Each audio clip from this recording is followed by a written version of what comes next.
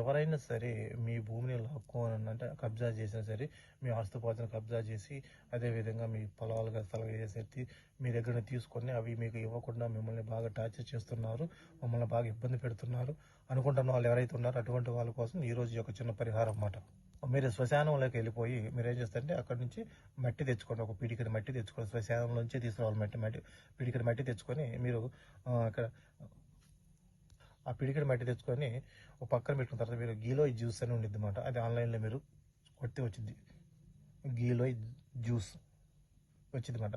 దాన్ని మీరు ఏం చేస్తారంటే ఈ మట్టిలో కలపాలి. ఆ జ్యూస్ని తెచ్చుకొని ఈ మట్టిలో బాగా పేస్ట్ లాగా బాగా కలిపేసి ఒక కర్రపుల్ల తీసుకొని ఒక వైట్ పేపర్ మీద మీ శత్రువు పేరు రాయాలి. ఒక వైట్ పేపర్ మీద మీ శత్రువు పేరు రాసేసి ఆ పేపర్ని బాగా రౌండ్గా చుట్టేసి దానికి ఒక ఎర్రదారం చుట్టేసి ఒక గాజు సీసాలో ఈ యొక్క పేపర్ని పెట్టి దానికి మూత పెట్టేసి దాన్ని తీసుకెళ్ళిపోయి ఎడారి ప్లేస్లో మీరు పెట్టి వచ్చినట్లయితే ఎవరైతే మీ భూములను లాక్కున్నారో, ఎవరైతే మీ స్థలాలు ఇవన్నీ ఆక్రమించుకున్నారో అటువంటి వాళ్ళకి ఈ భూతపేద పిశాచాలు వెళ్ళి వాళ్ళకి కనపడతాం అనేది జరిగింది అన్నమాట.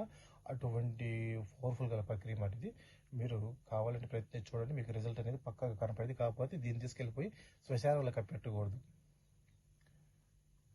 ఎడారి ప్లేస్లో కప్పెట్టాలి. తీసుకెళ్ళిపోయి ఒక అడుగుల గుంట తీసి కప్పెట్టాలి అనమాట. ఎవరి పేరైతే రాశారో వాళ్ళకి భూతపేద పిశాచాలు అనేది కనపడటం జరిగింది అన్నమాట.